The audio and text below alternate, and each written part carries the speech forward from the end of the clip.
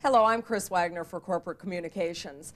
If all goes as planned with the Surface Transportation Board, Conrail will have 2 new owners by the end of August. Obviously, we all have a lot of questions about this transaction, so I've come to Norfolk, Virginia today to try to get some answers. With me are Norfolk Southern's Vice President of the Acquisition, Nancy Fleischman, and the Assistant Vice President of the Acquisition, Don O'Brien. Thank you both, first of all, for taking this time out to talk to our employees. People really are hungry for information. Well, thank you for coming down. Good, good. Nancy, why don't we start with you? What goes into taking over a big chunk of a Class 1 railroad? It must be a tremendous amount of preparation that's going on here. Chris, it's a major undertaking, and the more we get into it, the more we realize the size of the challenge and how important the Conrail people are going to be to let us meet this challenge. How would you say our lives are going to change on change of control date? Let's start with that, the end of August, when it is possible for you all to take over your part of Conrail. Change in control date, which is August 22nd, is not the date on which most people's jobs will change radically. For non-agreement employees, most of the job offers will become effective. That doesn't mean it's the day they have to report to a new duty station. For most of the agreement employees, we're hopeful that we will have implementing agreements by that time, but the implementing agreement will determine the timing. Okay. Will there be people who leave Conrail on that day, on August 22nd, those who are not going with either CSX or NS, that will be a goodbye point for some people? I would say a very small number. Okay. For most people who are not going with either CSX or NS, or not among the small number remaining with Conrail, the more likely last day of work will be the closing date, and that date is not yet determined. And that's when, in fact, the two of you actually split up Conrail and the shared assets group goes off and starts operating, when you begin operating. That's right. We call it closing date or split date or day one. When's that going to happen? They all mean the same thing. When is that going to happen? We don't know. Closing date and control date, for very practical reasons, can't be the same day. For example, we can't start training until control date, and training is an important element. We will not close until training is completed. I would say that the close date will be in the fourth quarter of 1998. Okay. But there are so many variables, it cannot be predicted at this time. What kind of training are you going to be doing of Conrail employees? New systems is the That's primary the main thing. And will there be a lot of rules changes and safety rule changes, operating rules, that kind of thing? Or are you going to keep the Conrail rules for the time being? Have you figured out how you're going to do that yet? It's going to be a gradual transition. I think they intend to keep the Conrail operating rules substantially in place on the Conrail properties. And of course Norfolk Southern will continue, but over the course of time they'll transition to a common unified set of rules. But it's appropriate for and necessary for a smooth transition to have all the employees comfortable operating with rules they're comfortable with, and to the extent possible the environment they're comfortable with.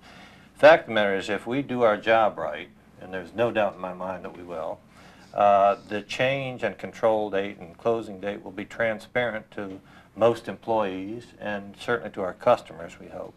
That's our goal. That's our goal, and that's our challenge. I can certainly see how it would be transparent if all goes as planned to the customer.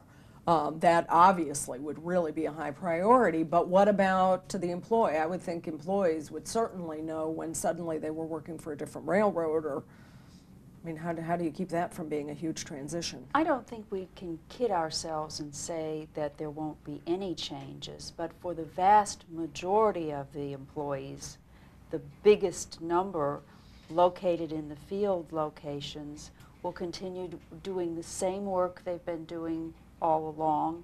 Their paycheck will come from a different employer, but their job will be the same. Rules might change gradually over time.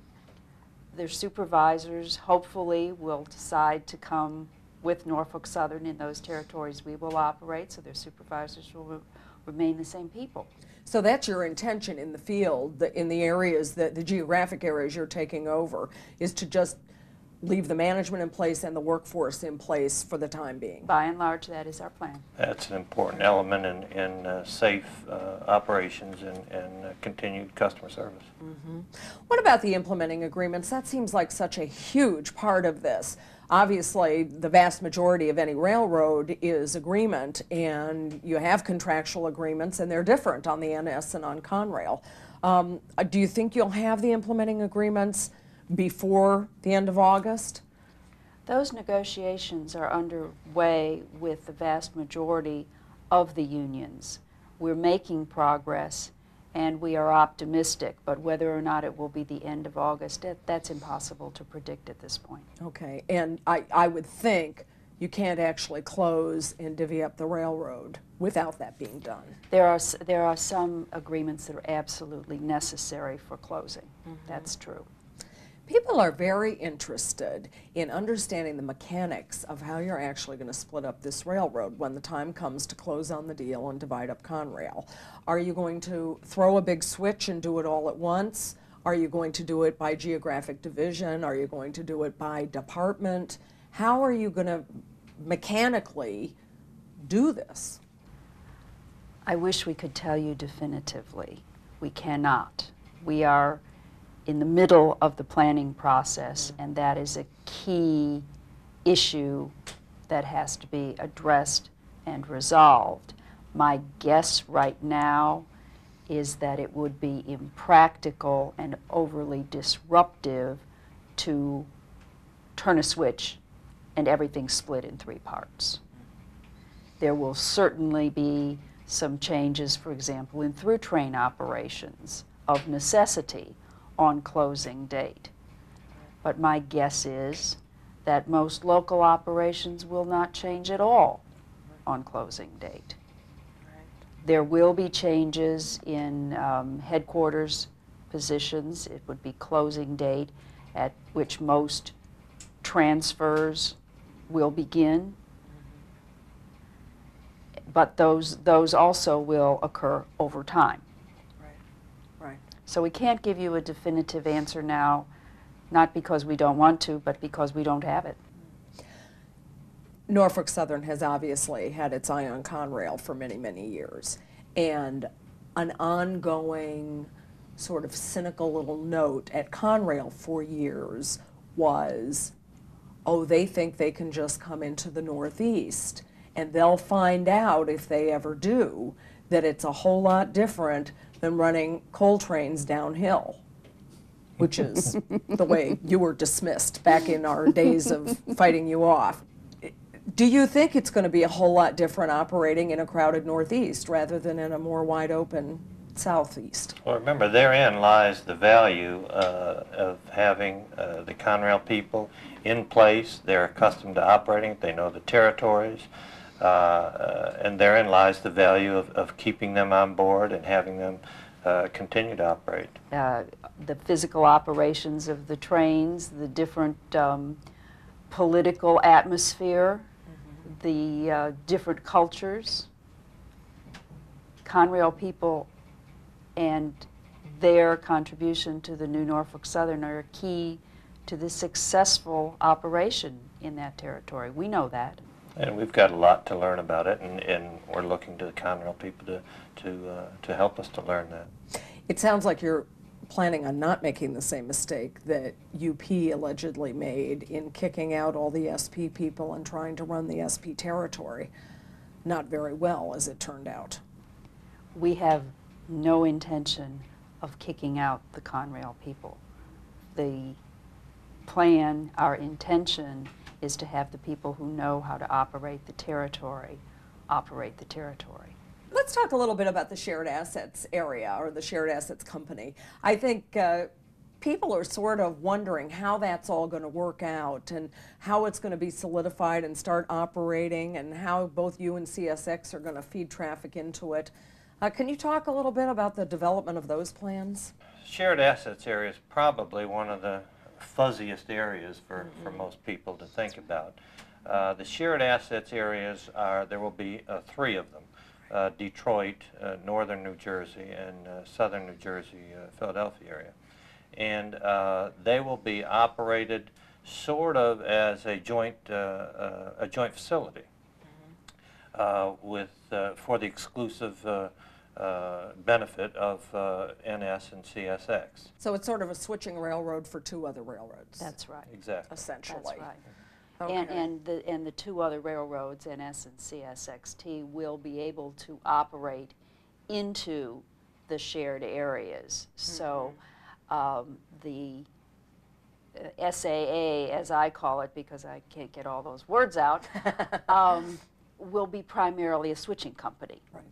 And who maintains it? Does it maintain itself, or do both of you pour money in for the ongoing maintenance and the huge costs? The physical maintenance of the track locally will be done by the SAA, by continuing Conrail.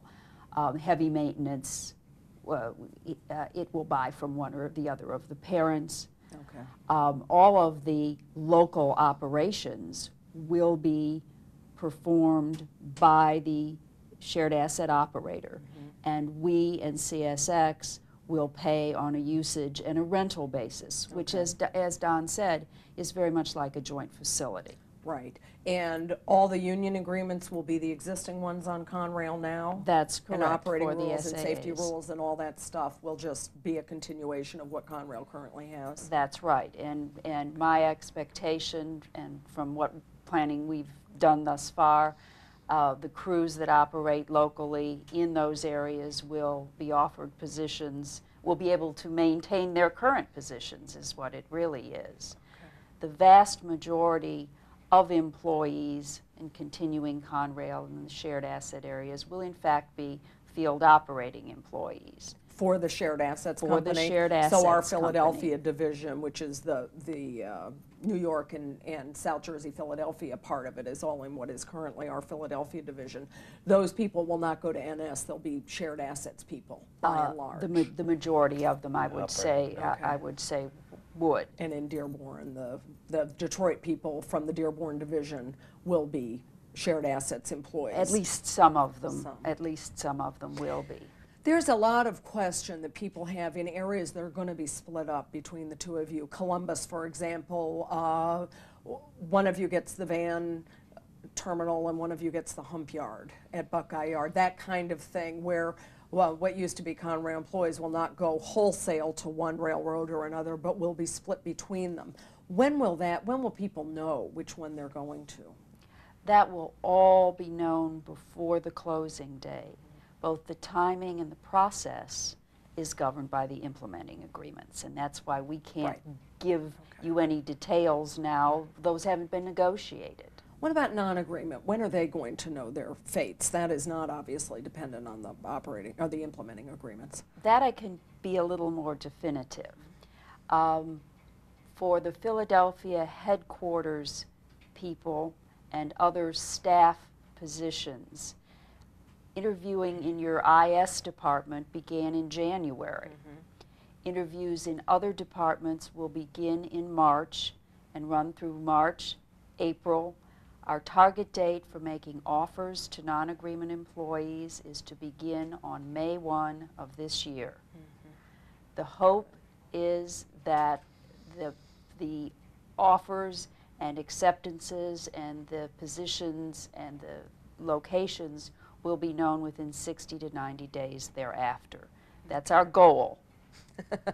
Emphasis on goal? Yes. Okay.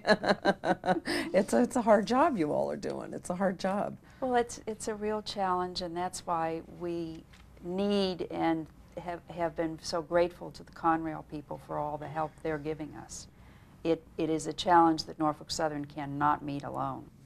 What do you think the biggest problem or challenge, or any way you want to put it, is going to be of taking this huge block of Conrail employees, all of whom have their own corporate culture and their own way of doing things and their own way of thinking and relating to management and each other, and integrating them into your company, which obviously has its own way of doing things. They call that corporate culture, whatever. It's just people used to doing things a certain way. How are you going to merge them, and do you see any problems in doing so?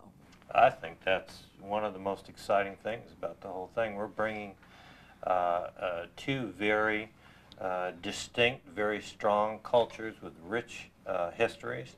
And, you know, certainly we have differences, relatively minor differences in management styles, operating styles, things like that, all of which, when brought together, I think the new culture that will evolve and that has already started to evolve will be much better off for it.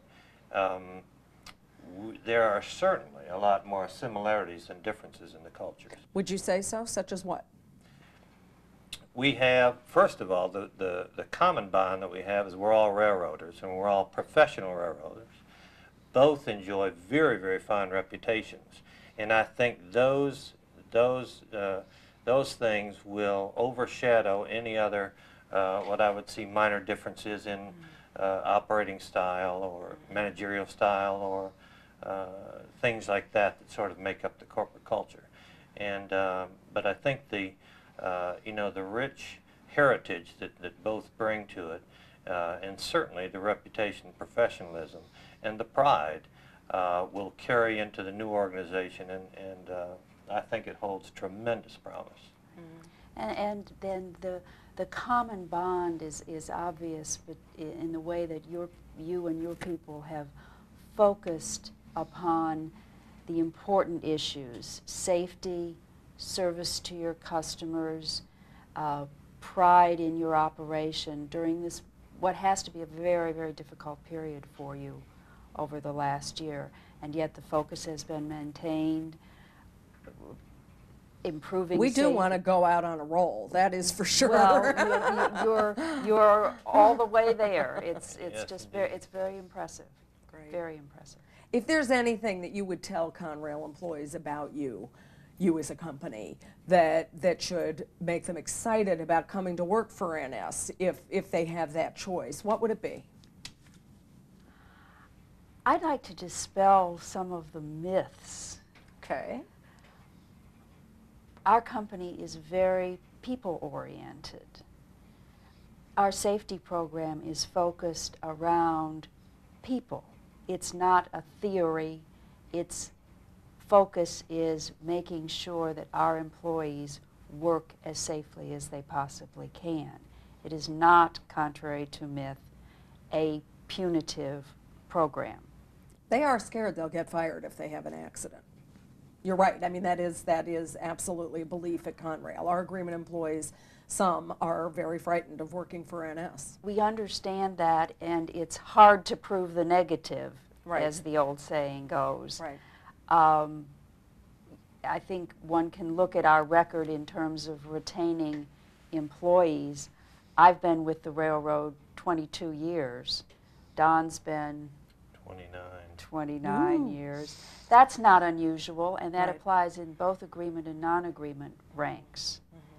Safety is for the protection of employees, not for the punishment of employees. Great, great. Anything you'd like to add about what people should know about your company? I think it's important to know that, for them to know that as we see it, they bring a tremendous contribution to the table. I mean, they've already proven themselves. They don't have to prove themselves. They've got a tremendous reputation.